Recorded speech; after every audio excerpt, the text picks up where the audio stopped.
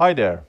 You have now learned that there are three general modes of governing societal problems: hierarchy, markets, and societal networks. Now let's zoom in on how these three modes are relevant to governing access to food. In the previous part of this module, we saw that governments pursue different goals when promoting access to food. A follow-up decision that they have to take is how to pursue these goals. More concretely, governments have to decide about which actors and processes work most effectively for increasing production, stimulating healthy food choices, or emancipating groups of people. There are three general answers to the question of who should ultimately do the job: government hierarchies, markets, or societies themselves. What mode of governance a government chooses is not just a matter of what works best. We will see that based on their political color, decision makers often have deep-rooted preferences for a particular mode. Those politicians in favor of governing access to food through hierarchies argue that it is only governments themselves who can effectively and legitimately improve citizens' access to food, as governments are ultimately responsible and have the resources for delivering public goods. Various commentators even argue that governments have a moral and legal duty to guarantee citizens' right to food. For example, NORAD, the Norwegian Development Aid Agency, argues that central governments have a duty to protect and fulfill the right to food, with which they mean that it is the government's responsibility to ensure that those who are unable to feed themselves are protected. At the same time, only few countries have embedded this right to food within their constitutions. When deciding for hierarchical steering, it is thus governments that should actively pursue increases of production, healthy food choices, or social economic improvements. They can, for example, do so by providing food assistance or subsidies, by setting up research and public information agencies, or by making rules about which foods are allowed and which are not. In part 3 of this module, we will discuss more of these instruments. Governments can also have the conviction that governing access to food is served best by letting markets do their job. The argument is then that most people benefit from a situation in which supply meets demand, ideally under perfect market conditions. In this vision, it is food producers and processors who guarantee access to food, by producing what the market demands. If there is demand for different, cheaper or healthier food products, they will produce these. At least that is the assumption. For that reason, many economists believe that global food security would best be served by stimulating free trade, as this would stimulate food producers to specialize themselves on products for which they are more efficient than others, resulting in higher efficiency and lower prices. A third option for governments is to decide to let society itself govern access to food.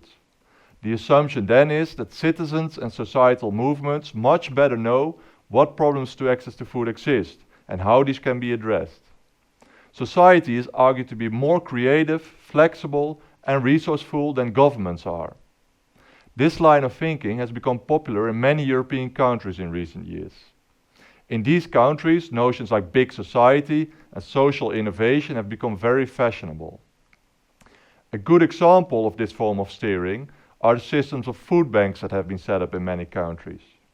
Food banks collect leftover foods from retailers and industries to distribute these to the poor, who do not have enough money to buy sufficient or healthy food.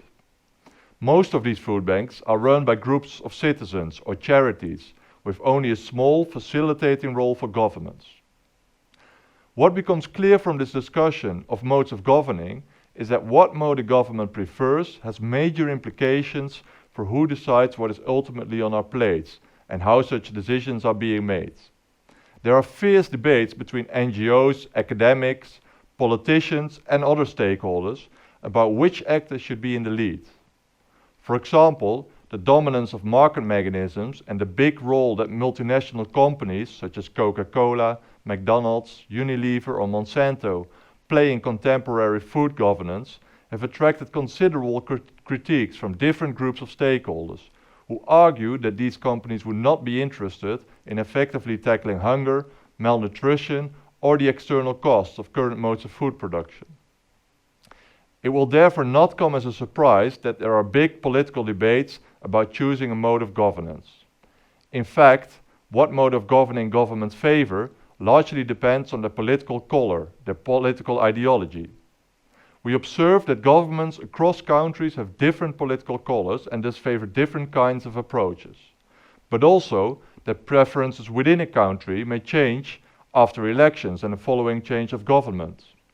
In black and white, right-wing liberal parties generally favor market solutions. They argue that government should not interfere in people's lives, even if they have good intentions, as this reduces people's liberty. Markets are argued to be much better and efficient in producing the goods and services that people want, and government shouldn't decide for people what kinds of food are good for them. Socialist or social democratic parties on the left wing will counter these arguments by stating that markets are imperfect and have no eye for the position of disadvantaged people. Markets create winners and losers. These parties therefore often plead for a stronger role of the government in protecting people's livelihoods. Such protection also applies to forbidding or discouraging foods that are unhealthy to people, even if these people demand these themselves. Pleas for strong societal steering can be found across political colors, but especially in the political middle among social liberal and confessional parties.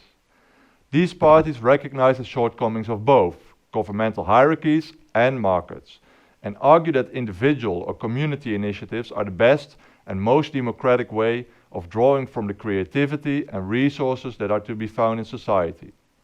At the same time, this mode of governing is criticized for that it remains unclear who is ultimately responsible if no or insufficient action is taken, or who determines basic norms.